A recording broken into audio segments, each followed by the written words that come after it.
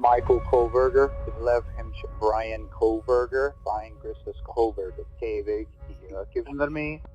ये ब्रायन कोबर्गर के पिता हैं जो 4 आइडाहो विश्वविद्यालय के छात्रों की हत्या के बाद वॉइसमेल में सुनाई दे रहे हैं।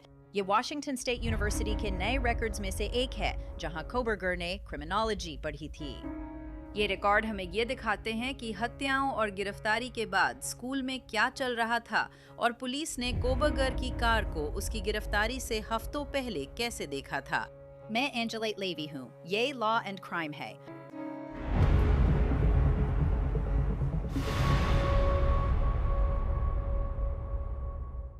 ब्रायन कोबर्गर के बारे में बात करने से पहले मैं आपको उस ऐप के बारे में बताना चाहती हूँ जो मुझे पसंद है और जिसे मैं इस्तेमाल कर रही हूँ। इसका नाम अपसाइड है और ये आपको उन चीज़ों पर कैशबैक देगा जो आप हमेशा खरीदते हैं, जैसे पेट्रोल, किराने का सामान और यहाँ तक कि टेक अवे भी। आपको बस इतना करना है, आप अपसाइड को फ्री में डाउनलोड करें। आप उनके 1 लाख से भी ज्यादा लोकेशंस में से किसी एक पर ऑफर क्लेम करते हैं। आप अपनी कार्ड से वैसे ही पेमेंट करते हैं जैसे आप हमेशा करते हैं और फिर आप अपनी खरीदारी को वेरीफाई करते हैं और आपको ऐप में ही दिख जाएगा कि आपको कितना पैसा वापस मिलेगा। अगर मुझे पेट्रोल या टेक अवे चाहिए तो मैं पहले अपसाइड ऑफर्स देखती हूँ। खर्च के बाद पैसे ऐप में आते हैं जिन्हें मैं बैंक में ट्रांसफर कर सकती हूँ। वेबसाइट के नियमित यूजर्स औसतन साल में $254 तक वापस कमा लेते हैं। कौन इसे हरा सकता है? कैशबैक के लिए डिस्क्रिप्शन के लिंक पर क्लिक करें या स्क्रीन के QR कोड को स्कैन करें और प्रोमो कोड क्राइम फिक्स इस्तेमाल करें, जिससे पहली टंकी पेट्रोल पर हर गैलन 25 सेंट ज्यादा मिलेगा। 13 नवंबर 2022 को मॉस्को इडाहो में पुलिस को आई एक कॉल ने सब कुछ बदल दिया। किंग रोड पर किराए के एक घर में आइडाहो विश्वविद्यालय के 4 छात्र मृत पाए गए। उनकी चाकू मारकर हत्या की गई थी। ये अपराध बड़े शहर में भी लोगों को चौंका सकता है। ये मॉस्को था, एक कॉलेज टाउन जहां लोग दरवाजे बंद नहीं करते थे, लेकिन अब सब बदलने वाला था। मैरी मोगन, केली गंसाल्वेज, ईथन चैपिन और जाना कॉर्नोडेल उससे एक दिन पहले बड़े फुटबॉल मैच में गए थे, पार्टी की और दोस्तों के साथ समय बिताया जैसा कॉलेज के छात्र करते हैं। कुछ घंटे बाद वे अपने बिस्तरों में चाकू से मारे गए। जाना ने जान बचाने की कोशिश की थी, उसे 40 बार से ज्यादा चाकू मारा गया। हत्यारे की तलाश शुरू हो गई थी। समय बहुत महत्वपूर्ण था। जांच के शुरुआती दिनों में किसी को भी ये नहीं पता था कि हत्यारा बस कुछ मील दूर वॉशिंगटन स्टेट यूनिवर्सिटी में राज्य की सीमा पार पुलमन में पढ़ाई कर रहा था। उसका नाम ब्रायन कोबर्गर था। वो अपराध शास्त्र में PhD कर रहा था, टीचिंग असिस्टेंट था और वॉशिंगटन स्टेट यूनिवर्सिटी में सामान्य रूप से घूम रहा था। दिसंबर 2022 से हमने वॉशिंगटन स्टेट यूनिवर्सिटी से कई बार रिकॉर्ड्स मांगे हैं ताकि ब्रायन कोबर्गर के वहां बिताए समय, उसने वहां क्या किया और स्कूल प्रशासन को उस पर कोई शक हुआ या नहीं, ये जान सकें। हाल ही में वॉशिंगटन स्टेट यूनिवर्सिटी ने हमें रिकॉर्ड्स का एक नया बैच दिया है। इनमें कुछ चीजें नई थीं, जैसे 2 अधिकारियों द्वारा हत्याओं के कुछ हफ्तों बाद पुलिस बुलेटिन के आधार पर उसकी सफेद एलांट्रा को पहचानना। मैं आगे बताऊंगी। ऐसा लगता है कि ये एक बड़ा मौका हाथ से निकल गया, लेकिन हत्याओं को लेकर आंतरिक चर्चाएं भी हुई थीं और छात्रों के माता-पिता की तरफ से ये चिंता भी थी कि कोई हत्यारा खुलेआम घूम रहा है। एक माता-पिता के मुताबिक विश्वविद्यालय इस पर ज्यादा जानकारी साझा नहीं कर रहा था। मैं आगे इन बातों का विस्तार करूंगी, लेकिन पहले शुरुआत करते हैं। ये 13 नवंबर 2022 दोपहर से पहले का समय था। मैरी, केली और जाना की रूममेट्स ने 911 पर कॉल की थी। मॉस्को के अधिकारी किंग रोड के उस घर में पहुंचे। आपको क्या याद है कि आपने क्या देखा था? मुझे याद है, मैं अपने कमरे में थी और सोने की कोशिश कर रही थी। तभी मैंने केली को सुना। आपका कमरा कौन सा है? केली, आपका कमरा कौन सा है? ओह, क्या आप उसी कमरे में थे? मेरा कमरा, जाना का कमरा नहीं, मेरा कमरा। और आपका कमरा यही है? मुझे लगता है वो आपका कमरा है, दूसरी मंजिल। ठीक है। मैंने बस इतना सुना कि वो ऊपर जा रही है। मैंने सोचा ठीक है, अब मैं सोने जा रही हूँ क्योंकि वो ऊपर जा रही है। केली और कुत्ता मर्फी। और ऊपर, सबसे ऊपर तक? हाँ, वही उसका कमरा है। ठीक है। और फिर आखिरकार जब मैं उसके कमरे की ओर जा रही थी, मैंने उसकी चीख सुनी और वो नीचे भागी क्योंकि उसने किसी को देखा था। मुझे काफी यकीन है कि उसने यही कहा था। उसने कहा था, कोई यहाँ है। वो चिल्लाई और नीचे भाग गई और मैंने उसका नाम पुकारा। मैं घबरा गई थी, इसलिए मैं तुरंत उठी और अपना दरवाजा बंद करके ताला लगा लिया। फिर मैंने बाथरूम में किसी को सुना और मैंने उसके रोने की आवाज़ सुनी और मैंने कुछ लड़कों को कहते सुना कि तुम ठीक हो जाओगी, मैं तुम्हारी मदद करूंगा। और मैं उसका नाम पुकारती रही, लेकिन वो जवाब नहीं दे रही थी। फिर मैंने एक पल के लिए दरवाज़ा खोला और मैंने उस आदमी को देखा। वो ज़्यादा लंबा नहीं था, लेकिन उसने काले कपड़े और ऐसा मास्क पहना था जो उसकी पेशानी व मुंह ढक रहा था। मैंने दरवाज़ा बंद करके ताला लगा लिया और कॉल किया और मुझे समझ नहीं आ रहा था कि क्या करूं। ये वाकई भयानक है। सुबह के 4 बजे। हाँ, ठीक है, उस आदमी का विवरण दो जिसे तुमने देखा। मुझे नहीं लगता कि वो मुझसे थोड़ा सा लंबा था और मैंने उसे ठीक से नहीं देखा, पर मुझे पूरा यकीन है उसने काले कपड़े पहने थे। उसने मास्क पहना था जो उसकी पेशानी और मुंह पर था। उसने मुझसे कुछ नहीं कहा। मैंने दरवाज़ा बंद कर ताला लगा दिया। उसने वही किया जो वो चाहता था। और मुझे लगता है कि वो साइड वाले दरवाजे से बाहर गया, किचन का सरकने वाला दरवाज़ा जो पीछे के आंगन में खुलता है। उस वक्त किसी को पता नहीं था, लेकिन वह काले कपड़े पहना व्यक्ति वॉशिंगटन स्टेट यूनिवर्सिटी का पीएचडी छात्र ब्रायन कोबर्गर निकला। उसकी काले कपड़ों में ली गई सेल्फी बाद में उसके मोबाइल से मिली थी। हत्या की खबर मिलने के 3 घंटे से भी कम में WSU पुलिस प्रमुख गैरी जेंकिंस ने मॉस्को पुलिस प्रमुख से संपर्क किया। जेंकिंस ने एक मैसेज में लिखा, मुझे पता चला कि मेरे पास टाइसन का मोबाइल नंबर नहीं है, तो अगर आप या टाइसन मुझे कॉल कर सकें तो मैं इसकी सराहना करूंगी। टाइसन विभाग के वरिष्ठ अधिकारी थे।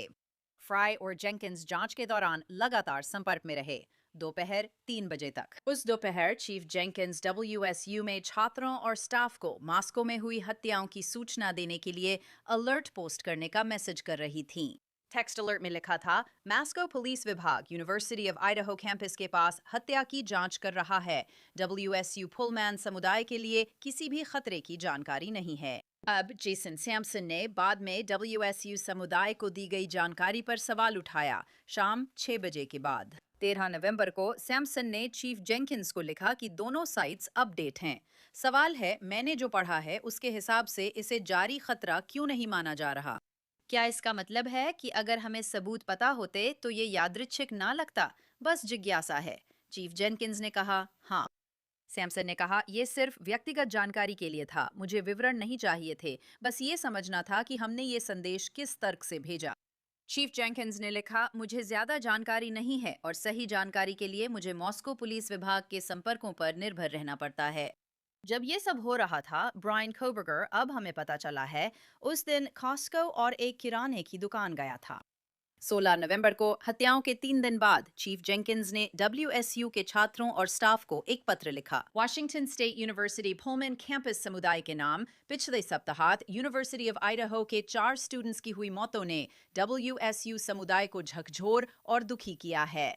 मॉस्को पुलिस विभाग इस मामले की जांच कर रहा है, लेकिन अभी तक इस बारे में बहुत कम जानकारी दी गई है कि ये कैसे और क्यों हुआ और किसने ये कृत्य किए। अगर जनता के लिए कोई खतरा होता तो हमारा विभाग और मॉस्को पुलिस विभाग जनता को पहले ही सतर्क कर देते। हालांकि मुझे मॉस्को पुलिस विभाग द्वारा आश्वस्त किया गया है कि उनकी प्रारंभिक जांच की जानकारी के आधार पर जांचकर्ताओं का मानना है कि ये एक अलग-थलग लक्षित हमला था और पूरे समुदाय के लिए कोई तात्कालिक खतरा नहीं है। ये पत्र जांच शुरू होने के 3 दिन बाद लिखा गया था और मेरी सभी पुलिस रिपोर्टों की समीक्षा के अनुसार मॉस्को पुलिस के पास कोई संदिग्ध नहीं था। वे लोगों की जांच कर रहे थे जैसे कोई भी विभाग करता है। केवल एक असली संदिग्ध था जिसे उन्होंने पहचाना और बाद में उस व्यक्ति को DNA जांच के जरिए बाहर कर दिया गया। इसी दौरान पूरा समय ब्रायन कोबर्गर WSU में घूम रहा था। कोबर्गर के दोष स्वीकार करने और सजा के बाद भी जांचकर्ता उसके और पीड़ितों के बीच कोई संबंध नहीं ढूंढ पाए, ना ही जानते हैं कि उसने किंग रोड का घर क्यों चुना। हत्या के 9 दिन बाद एक चिंतित अभिभावक ने WSU को सवाल भेजा। मां ने लिखा, मेरे 4 सवाल हैं जिनके जवाब जल्दी चाहिए ताकि मैं बेटी की सुरक्षा के लिए सही फैसला ले सकूं। पहला सवाल, WSU के छात्रों के लिए WSU की रोकथाम योजना क्या है? दूसरा सवाल, WSU के लिए नई सुरक्षा योजना क्या है? चलते समय ऊपर देखें और सतर्क रहें के अलावा। तीसरा सवाल, अगर हमें लगता है कि हमारे बच्चे के लिए वहां रहना असुरक्षित है, तो सेमेस्टर जारी रखने के लिए छात्रों के पास WSU के साथ कौन-कौन से विकल्प हैं? चौथा सवाल, जब पुलिस ने कहा है कि पलाउस में सुरक्षा की गारंटी नहीं है, तो WSU परिसर या पुलमैन को सुरक्षित कैसे माना जाए? आखिर में, कल ये घटना होने के बाद ऐसा लगता है कि सुरक्षा की स्थिति लगातार बिगड़ती जा रही है। इस पर WSU का क्या कहना है? हमने माता पिता के रूप में WSU की ओर से ज्यादा संवाद नहीं देखा। हमारे अनुसार हम नहीं मानते कि कैंपसों के बीच 5 मिनट और 5 मील का फर्क एक को सुरक्षित और दूसरे को असुरक्षित बना देता है। यूनिवर्सिटी ऑफ आइडाहो रोज अपने छात्रों और उनके परिवारों के लिए किए जा रहे प्रयासों की जानकारी देती है। हम वॉइस में समाचार वालों द्वारा ये पूछे जाने पर इंटरव्यू दे रहे हैं कि क्या हम अपने बच्चों को वापस जाने देंगे। जब WSU जानकारी नहीं दे रहा, फैसला लेना मुश्किल है। उत्तर देने के लिए धन्यवाद। उम्मीद है शनिवार से पहले आपकी तरफ से जवाब मिलेगा जब हमारी बेटी वापस जाएगी। आपके समय और जवाब के लिए आभारी हूँ। ईमेल संभालने को एक प्रशासक को भेजा गया था और ये WSU को मिली अकेली सूचना नहीं थी। यहाँ एक वॉइसमेल भी है। मेरी बेटी का नाम है। मैं नहीं चाहती कि वो मॉस्को में हालात के कारण इस क्वार्टर सेमेस्टर के लिए वॉशिंगटन स्टेट यूनिवर्सिटी लौटे। क्या आप मुझे कॉल कर सकती हैं? मेरा नाम है। संदिग्ध को अभी तक पकड़ा नहीं गया है और मेरी बेटी एक में रह रही है, 5 लड़कियों के साथ किराए के घर में। और सेमेस्टर घर से पूरा करने के हमारे पास क्या विकल्प है? मुझे बिल्कुल भी सुरक्षित महसूस नहीं हो रहा है और मैं उसके साथ जाना चाहती हूँ, लेकिन मैं नहीं जा सकती। मुझे सच में आपकी मदद चाहिए। यही एक नंबर है जो मुझे याद आ रहा है। बहुत बहुत धन्यवाद और कृपया मुझे वापस कॉल करें। हमें नहीं पता वो वॉइसमेल कब छोड़ा गया, लेकिन वो क्रिसमस की छुट्टियों से पहले होना चाहिए था।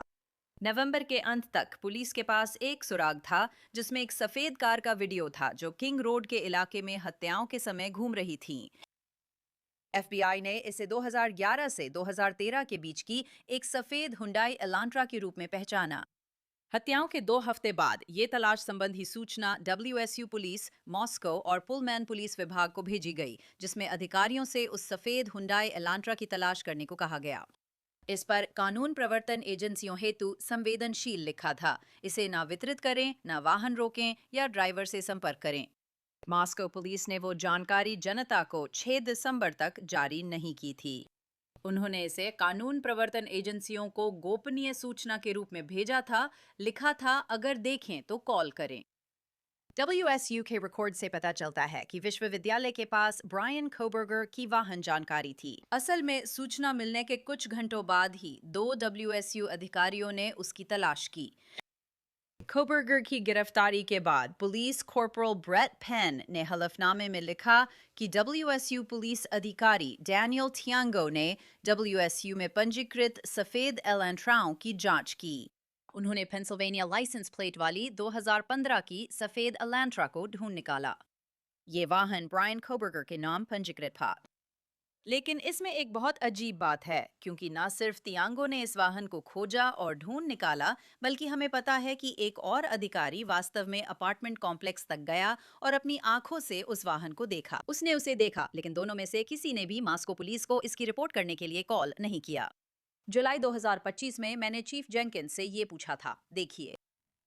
नवंबर में एक तलाश संबंधी सूचना जारी की गई थी।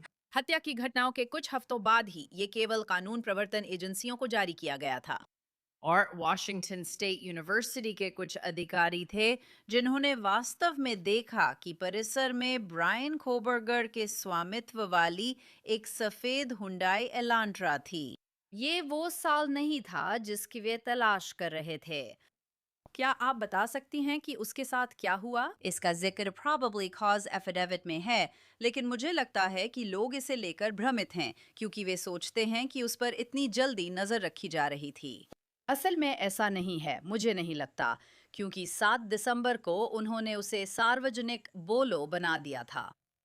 सही है, जो बोलो हमें मिला था वो मुझे लगता है कि वही था जो आखिरकार जनता के लिए जारी किया गया, लेकिन ये 28 नवंबर को था। उन्होंने स्थानीय कानून प्रवर्तन एजेंसियों को एक बोलो भेजा, जिसमें जांच के लिए अहम एक वाहन का जिक्र था, जिसे उन्होंने कानून प्रवर्तन तक सीमित के रूप में चिन्हित किया था। यानी हमें इसे कानून प्रवर्तन समुदाय के बाहर साझा नहीं करना चाहिए था। और वाहन का विवरण था एक सफेद हुंडई एलांट्रा जो 2011 से 2013 के बीच का मॉडल था। और हमारे एक अधिकारी ने वह सूचना मिलने के 16 घंटे के भीतर ही कार्रवाई की। हमारे एक अधिकारी हमारे पार्किंग डेटाबेस की जांच कर रहे थे, जिसमें पार्किंग परमिट या भुगतान करने वाले वाहनों की जानकारी होती है। उसने एक सफ़ेद हुंडई एलांट्रा देखी, पेंसिल्वेनिया नंबर प्लेट के साथ, ब्रायन कोबरगर के नाम पर रजिस्टर्ड, लेकिन 2015 मॉडल थी।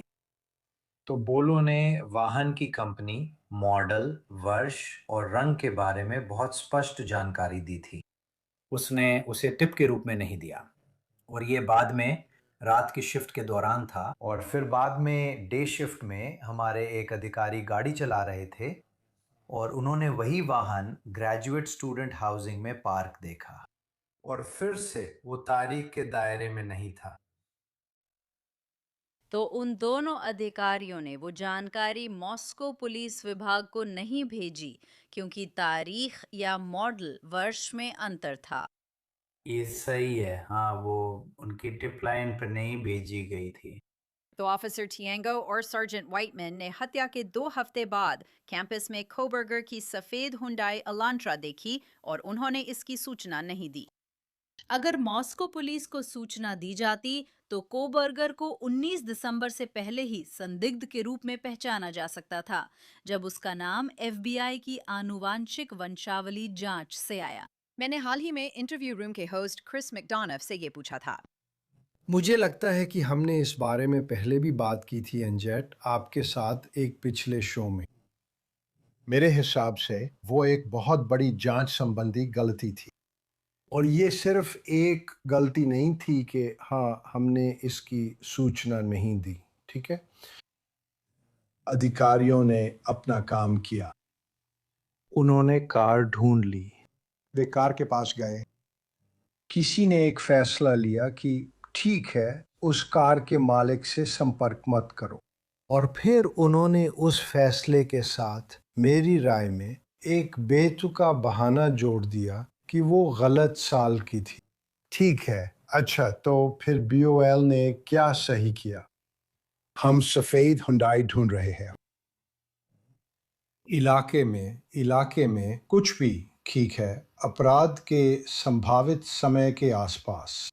हमें ये मान लेना चाहिए कि वॉशिंगटन स्टेट यूनिवर्सिटी ने भी उस ईमेल में अपराध की रात उस कार के बारे में वीडियो नहीं खोजा।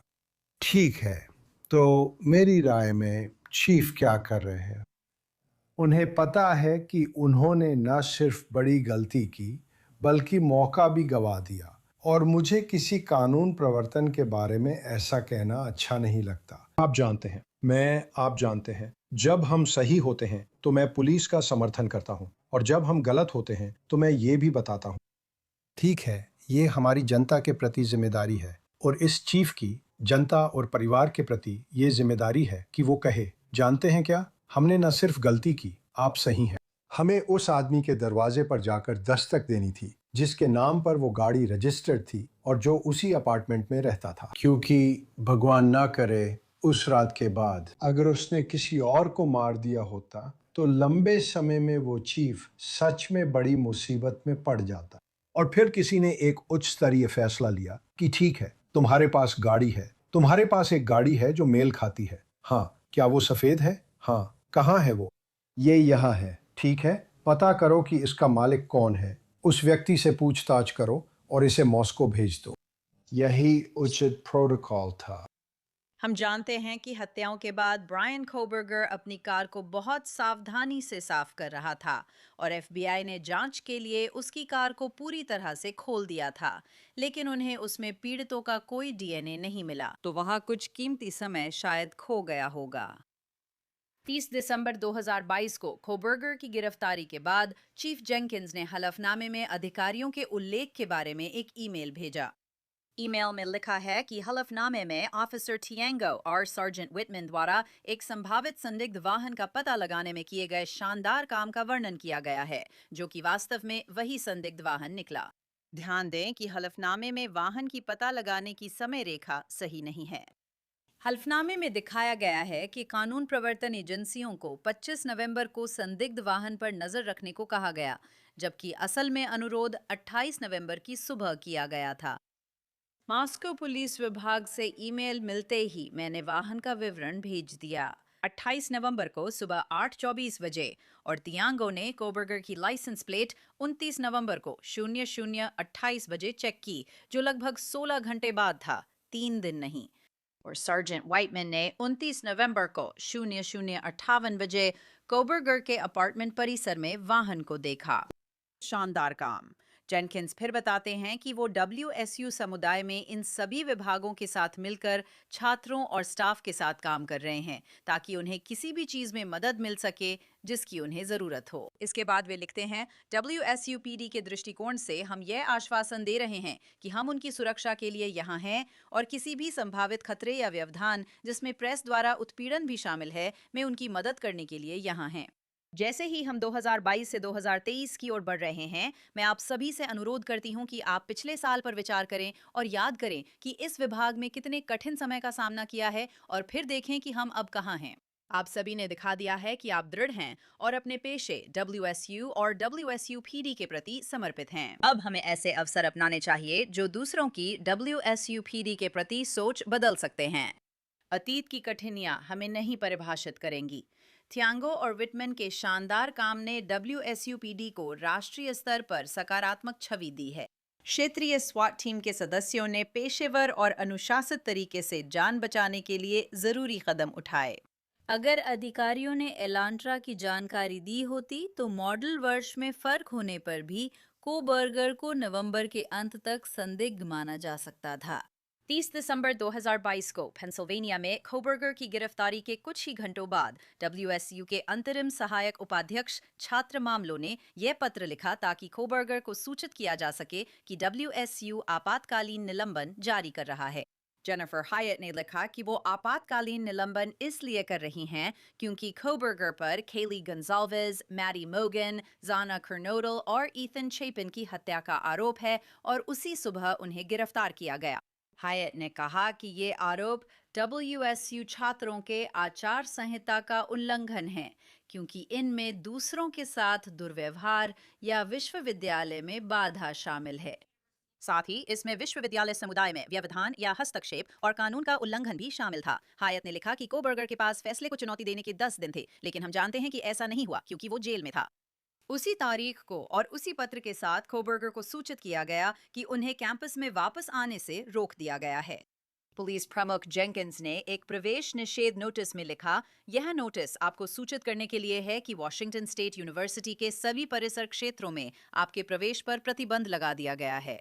इसमें सभी इमारतें, फुटपाथ, ब्रिजवे, प्रांगण, पहुंच सड़कें, पार्किंग स्थल और वॉशिंगटन स्टेट यूनिवर्सिटी की कोई भी अन्य संपत्ति शामिल है। ये चेतावनी तुरंत प्रभावी है और तब तक जारी रहेगी जब तक लंबित छात्र अनुशासनात्मक आरोपों का समाधान नहीं हो जाता और आपको परिसर में लौटने की लिखित अनुमति नहीं मिल जाती। कोबर्गर की गिरफ्तारी के बाद उनके पिता माइकल ने विश्वविद्यालय को फोन कर बेटे के अपार्टमेंट के बारे में पूछा। सुने। Michael Koberger is Ren's Coander Furberg by phone Christopher Koberger. कोबर्गर के संदर्भ में हमारा घर का फोन नंबर यहाँ है। ब्रायन यहाँ रहता था। मैं ये जानना चाहता हूँ कि उसके अपार्टमेंट और स्थिति के बारे में। ये पहली बात है। दूसरा, अगर आप जवाब नहीं दे सकते तो मैं समझता हूँ अगर आप हमें किसी संबंधित व्यक्ति से जोड़ सकें। ब्रायन का फोन उपलब्ध नहीं है। आप न तो उसका फोन और न ही उसकी ईमेल एक्सेस कर सकते हैं। गिरफ्तारी के बाद चिंता थी कि ब्रायन कोबर्गर के पास अभी भी कैंपस की इमारतों की चाबियां हो सकती हैं। चीफ जेंकिंस को लगता था कि चाबियां कोबर्गर के अपार्टमेंट में हैं और वे उन्हें वापस लाने का तरीका ढूंढ रहे थे। कोबर्गर के पास जो चाबी होनी थी उसकी फोटो ईमेल में थी।